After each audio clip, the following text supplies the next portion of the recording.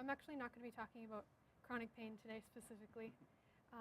So what I'll be talking about today is a game design, specifically a serious indie game we're working on at Simon Fraser University in a small team of graduate students. And we want to gamify human characters with disabilities, which is going to be a really interesting challenge. So contemporary games right now in the gaming culture, they don't really address the issue of like true humanity in the sense that we do see a lot of characters that kind of negate requirements for survival in high-stakes situations. Like, say, for example, we do have a lot of characters in contemporary gaming culture where they can take like 5-10 bullets to the face and they're totally okay, or they don't have to eat or sleep or anything of the sort, even if it's like a survival-esque game, like the zombie kind of apocalypse-y, trying to survive in a terrible world. So they don't really display like those really truly human types of characteristics we would expect in real life. They also don't touch upon like mental embodied realism. Like you'll have like all sorts of disaster games, but constantly the protagonists are always like gung-ho. They're totally okay. They have no issues. They're like, okay, the world is collapsing around us. Whatever, you know, like they don't suffer psychologically in any way. And human weakness and fragility is something that's kind of showcased a little bit in narratives, I found, but it's not really gamified in any way, at least that I'm aware of in contemporary games. And when I say contemporary games, I'm referring to commercial as well as indie games that are coming out. So, yeah. Uh-oh. Oh dear. Okay. So I'll give you a little bit of a sense of the setting of this game. So it's taking place at the top of a fictional office tower, probably in Vancouver, because we're all from Vancouver in our team. And there's 3 characters, all with very different disabilities, and they have nothing in common, but they have to band together to survive kind of an apocalypse-esque scenario. So what happens is there's actually like an electromagnetic storm that occurs that kind of screws up with all of the electronics in the building, and pretty much like all within North America even, so it's like huge scale craziness. And the last time that this happened in a huge scale that we've been inspired by was, I think it was in Quebec, way back when like telegraph machines were like a thing. So they didn't have too much tech, but it was very interesting to see that the telegraph machines would work and start behaving erratically even if they weren't plugged in, if that makes sense. So it's really fun to imagine what would happen if this type of electromagnetic storm happened now. So they actually end up getting stuck at the top of this tower because there's like fires and all sorts of crazy random social stuff that's going on. And so these 3 characters, I'm just going to go over them. So my first character is Cassie. And Cassie has been blind since birth. She's around like her late 20s. Oh, the gifts are moving. That's great. Sorry. Okay, I didn't know they would be moving. That's cool. So she's actually working at the top of the tower when this disaster occurs.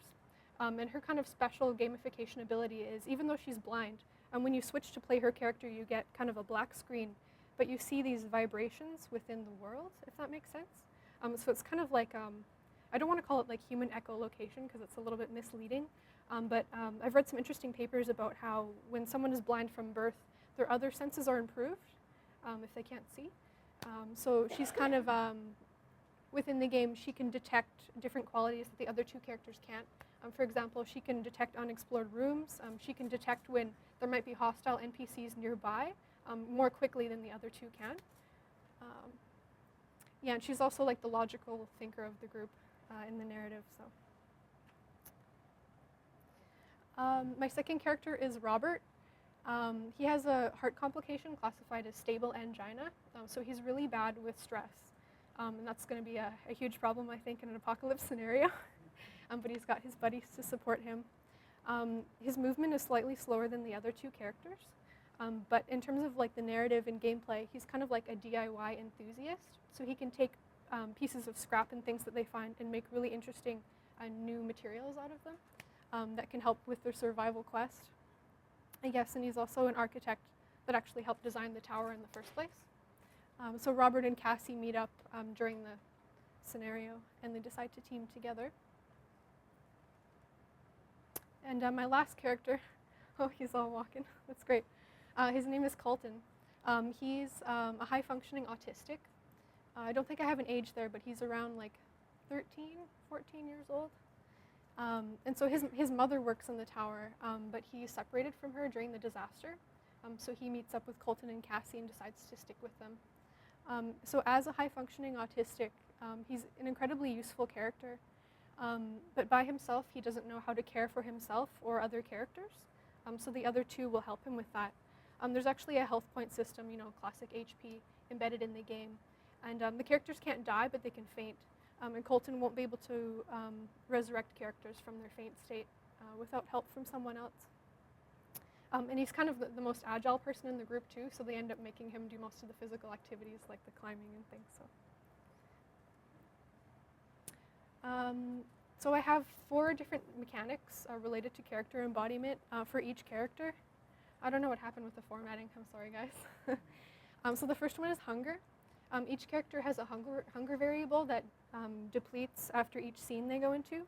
We considered doing like a time-based hunger deduction, but we thought we didn't want to make it too like time sensitive in the sense that it would discourage people from exploring the space fully. So as they move through different scenes, the hunger variable decreases a little bit for each character. So they'll have to look for food and kind of scrounge inside the tower to keep those hunger variables up for those 3 characters.